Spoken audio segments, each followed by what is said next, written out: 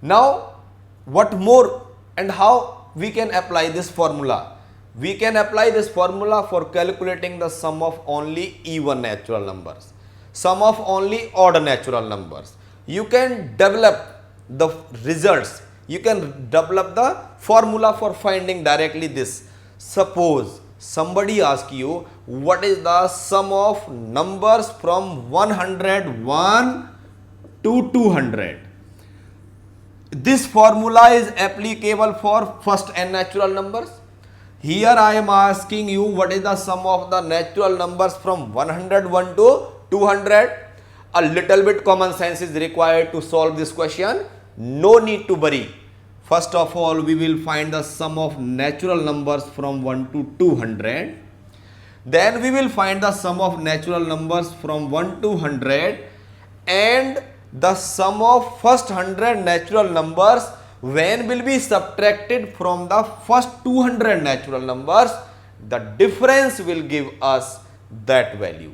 That value means the sum of numbers from 101 to 200. How? Sum of first 200 natural numbers is 200 into 200 1 upon 2. Sum of first 100 natural numbers is 100 into 100 1 upon 2. If you will subtract this as 200 minus as 100, you will get the sum of 101 to 200 natural number.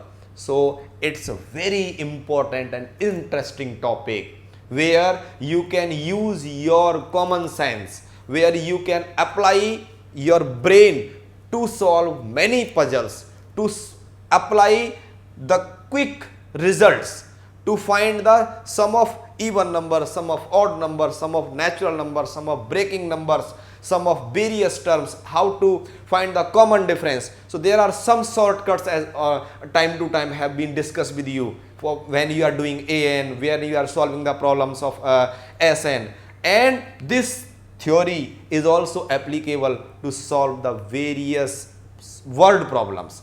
Word problems while you are dropping a ball is jumping, what is the total distance covered or total height covered by the ball? When you are going with some particular acceleration, so what is the distance? So this topic of arithmetic, progression of algebra is really useful to solve various word problems when you are doing some race, when you are calculating, counting, increasing, decreasing. There are many places where you can apply this, because it is only what you have heard is not sufficient for going to get everything. To do everything, do the practice. To do everything, apply your common sense. Remember the results, remember the formula, and listen again and again to make your concepts clear. Now one more thing I would like to tell you. Suppose somebody has written two arithmetic progressions, different arithmetic progressions of n terms, and has calculated what? Sn. Suppose Sn of first progression is given by, suppose Sn of one progression is given by n by 2 into 2a plus n minus 1 into d, and Sn of second progression, S dash n I am mentioning here, n by 2, this is a, 2 capital A plus n minus 1 into capital D. If it is so and their ratio is given, if ratios of sums of n terms of two arithmetic progression is given, like suppose somebody has told you 2n plus 8 upon 3n minus 7. There were two APs. Somebody has calculated Sn of first AP and then has calculated the Sn of second AP. He has or she has divided and obtained the ratio of sum of n terms of two APs by using the formula, is the result 2n plus 8 upon 3n minus 7.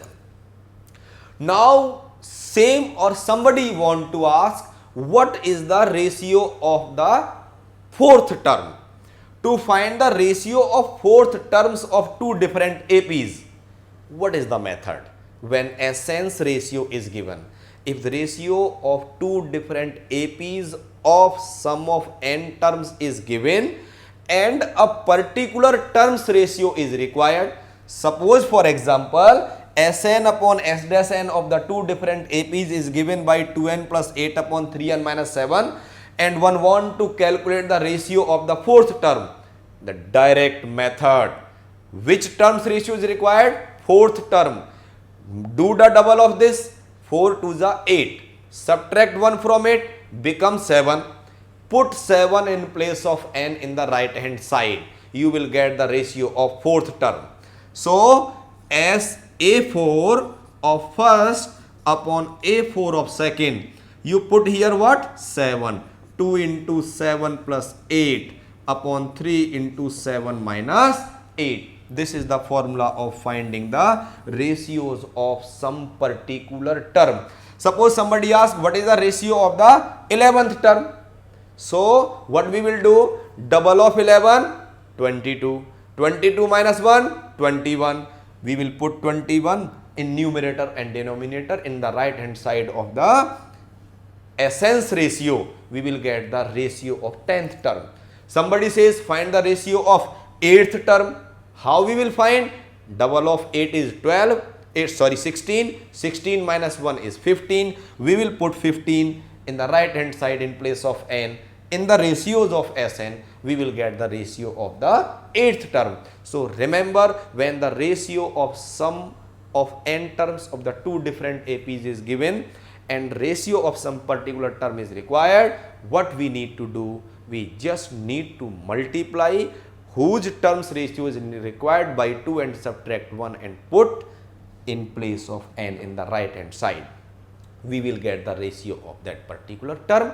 So this is one of the important fascinating fact. Similarly, finding the sum of odd numbers, even numbers, natural numbers, between numbers, and this is very useful and important topic of the arithmetic progression in the top unit of the algebra. And we can solve the various examples of the word problems. While we will practice, you will apply AN and SN at various stages.